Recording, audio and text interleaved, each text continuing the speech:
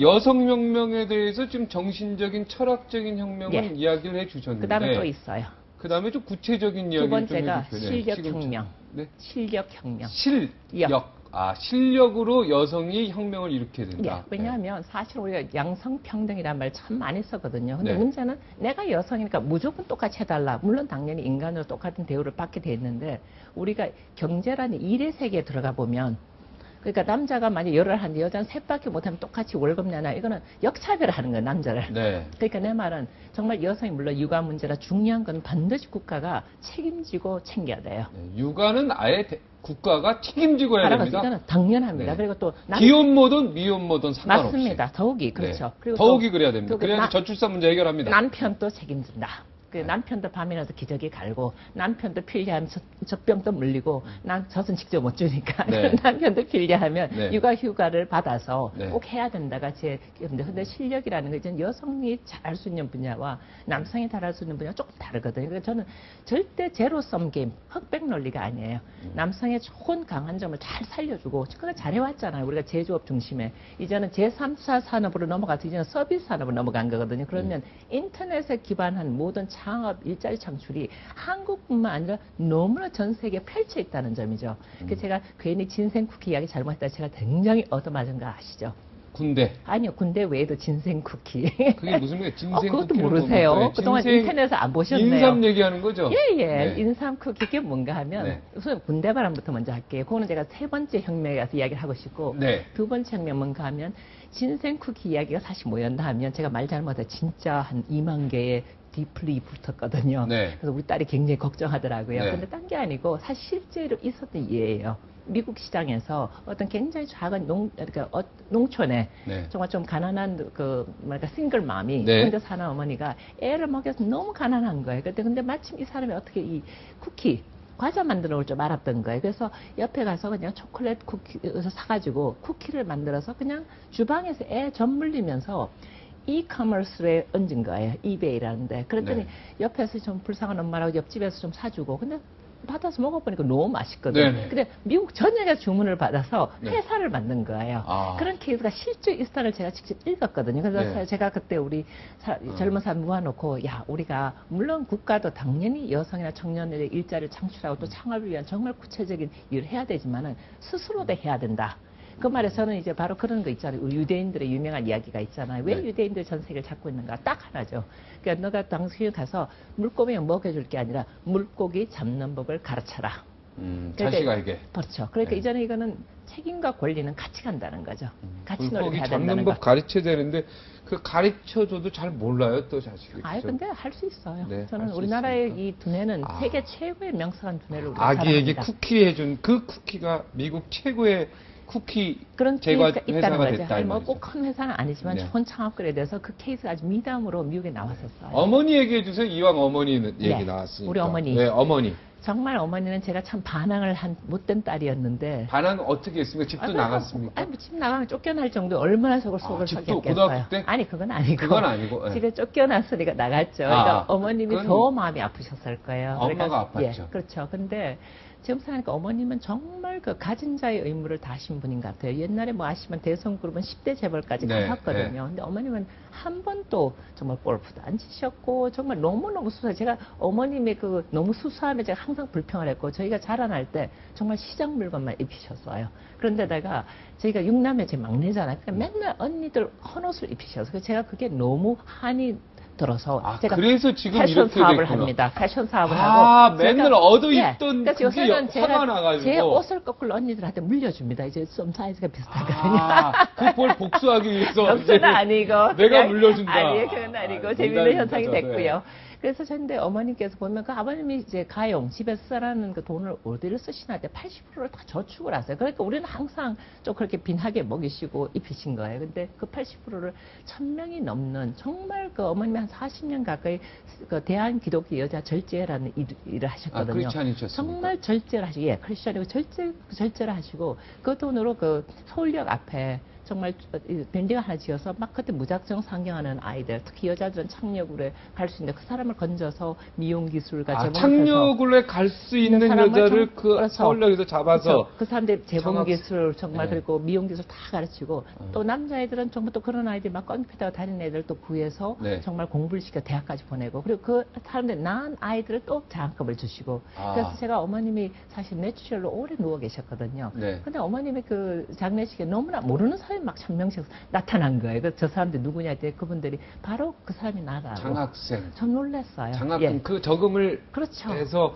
물려있게 해서 그렇습니다. 그래서 그렇게 지금- 돈이 예. 많은 그룹 예. 회장 부인인데 네, 맞습니다. 그렇게 해서 물려받게 하고 우리 그래서 결국 물려받아서 패션회사 사장 되고 그러니까 뭐 딴 걸 네. 물려받은 게 아니라 네. 어머님의 그 가진 자 의무. 네, 검소함. 예, 그렇죠. 그래서 네. 지금 사실 저도 지금 저희 회사는 굉장히 투명하게 경영할 노력을 하거든요. 네. 그래서 정말 우리가 술자석도 없죠. 좀 재미없는 회사예요. 네. 그리고 비자금도 없죠. 네. 그리고 뭐 강남에 저희가 뭐 세금 두 번째 많이 낸다 해서 깜짝 놀랐어요. 그래서 네. 우리가 너무 바보구나. 그렇지만 저는 강남에서 세금 두 번째로 좀 많이 냅니까? 내는 그런 회사 작년엔 그렇게 됐어서 그래서 저는 이거 좀 문제다. 우리가 별로 큰 회사가 아닌데 그만큼 너무 고지고대로 정직하다는 거죠. 근데 저는 그걸 자랑스럽게 생각했어요. 그것뿐만 아니라 저희가 그 수익의 10%를 저희는 반드시 성주재단에 돌려서 거의 6, 70개 넘는 우리가 그 NGO를 돕고 있었거든요. 국내외로. 시민단체. 예, 네. 시민단체들. 그래서 저는 특히 이제 여성들, 그리고 우리가 장애인들, 그리고 또 이제 북한 문제까지 저희가 정말 많이 돕고 있거든요. 그래서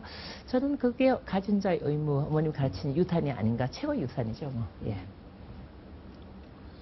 이렇게 훌륭한 분이 우리나라에도 있었군요. 아유, 제가 그렇게 자화자찬하는 건 아니고 죄송합니다. 저 그냥, 이야기가 예. 어머님 이야기가 적어도 3, 40년 전 이야기 아닐 겁니까? 아니죠. 어머님이 그러니까 3, 4년 해오셨고 돌아가시기는 한 6, 7년 전에 돌아가셨는데. 그러니까 3, 40년 전부터 했던 그렇죠, 거 아닙니까? 맞습니다. 예, 네. 맞습니다. 1000명의 장학생. 예, 네. 예, 그렇습니다. 지금도 사실 그 장학제도에 있어서 언니들이 아직도 하고 계세요. 지금 예. 어머님, 아버님을 다 잃은 고아시네요. 그렇습니다. 정말로 네. 고아예요. 네. 이쁜 고아죠. 예. 예. 술도 못 하시고. 예. 근데 네. 저는 안 그래도 요새 이제 정치 입문 딱 하고 나서 제가 요새 재밌는 이야기를 하나 만들었잖아요. 네. 요새 그 강남 스타일 났죠. 근데 네, 그러니까 싸이. 본인이 혹시 싸이 춤을 추실 수 있으면 강남 오빠가 아니면 강북 오빠가인지 제가 한번 테스트를 저는요, 해봐야 저는 되겠는데. 춤 추려고 배우려고 해봤는데 네. 안 돼요. 그래요. 네, 안 그러면 돼서 강북 오빠시네. 강북 오빠로 예. 할게요, 그냥. 그러니까 예. 제가 요새는 오빠는 강남 스타일, 뭐 정치는 강북 스타일, 그리고 언니는 강남 언니입니까? 저는 강북 언니예요. 아, 사실 춤못 추죠? 집은 강북이고 회사는 강남이고요. 그리고 언니는 글로벌 스타일.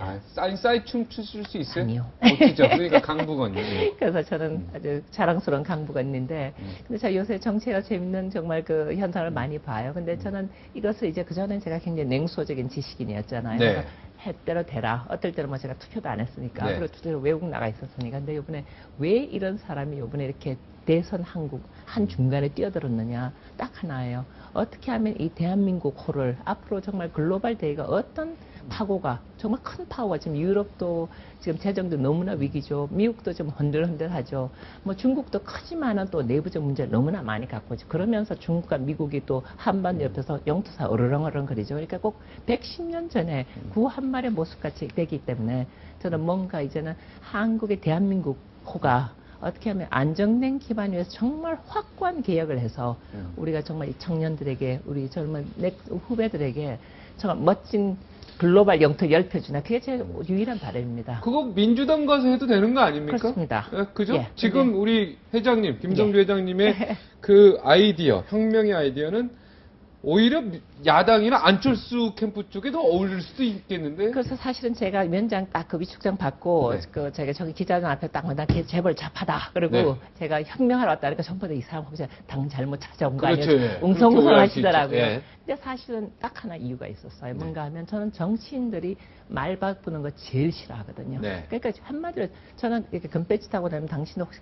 가서 물매 맞지 않느냐 하는 말을 할 정도로 그만큼 국민의 신뢰를 못 받고 있죠. 근데 저는 이제는 정치는 사실 뭐 우리가 뽑아야 되고 또 바로 우리나라의 모든 혈세를 책임질 사람들이기 때문에 우리가 절대 외면하지 않는 대신 정직하고 말을 바꾸지 않는 사람들이 해야 된다고 저는 생각을 해요. 그게 그런 점에서 바로 그레이스 바커버리. 언니입니까? 예, 그렇습니다.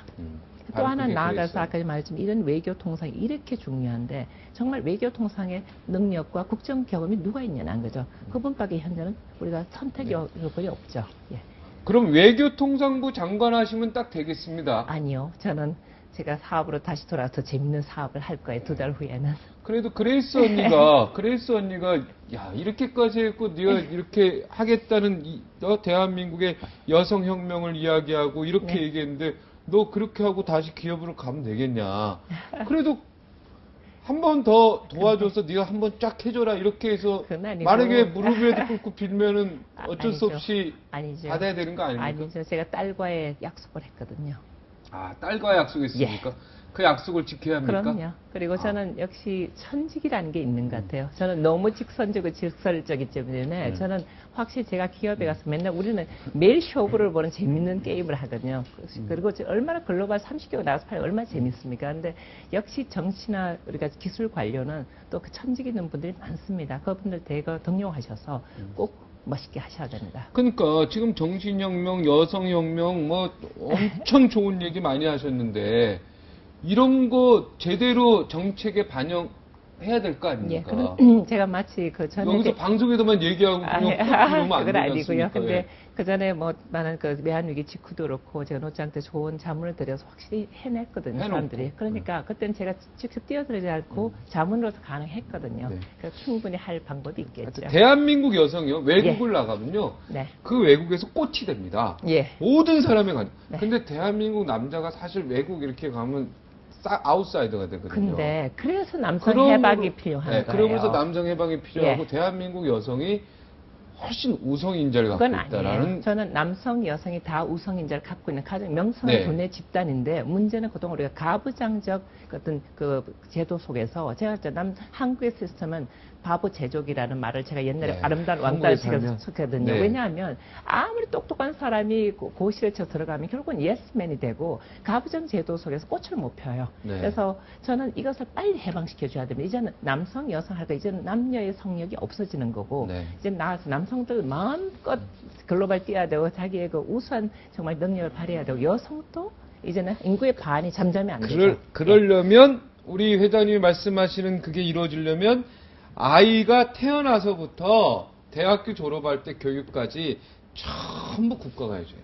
뭐 거의 그죠? 예 거의 네, 북유럽처럼. 그렇죠. 예 그렇습니다. 완벽해야지 네네. 여성이 거기서 예. 말한 대로 혁명이 일어날 수 예. 있어요. 근데 그렇지 않고는 맞습니다. 잡히지. 근데 그리고 무엇보다- 맨날 할머니 할아버지한테 애 맡기는 거. 난 정말 싫거든요. 예, 할머니 맞습니다. 할아버지가 무슨 죄가 있다고 예. 나이 예. 들어서 좀 예. 쉬려고 그러는데 예. 맨날 손자 손녀 그거 봐야 됩니까? 그렇습니다. 그죠? 맞습니다. 국가가 해줘야지. 그거. 육아혁명입니다. 그렇지. 육아혁명. 맞아.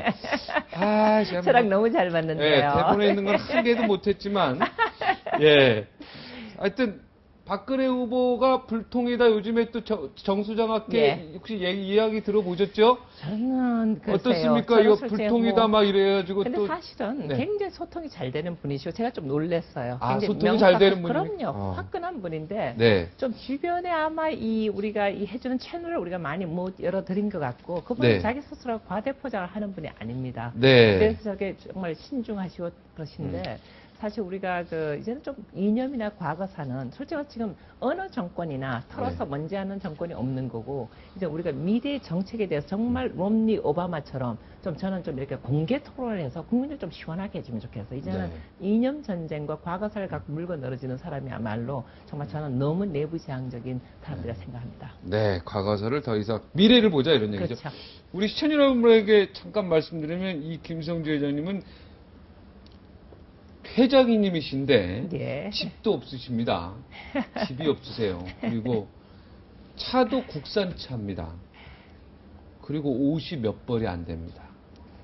가방만 많죠. 똑같은 옷만. 돈 벌어서 다 장학금 주십니까 그럼? 물론 저희가 성주재단에 많이 갖다 바치죠. 예, 그리고 네. 예, 그런 일을 합니다. 네. 근데 사실 가방은 많아요. 제가 가방 장사를 하니까. 예.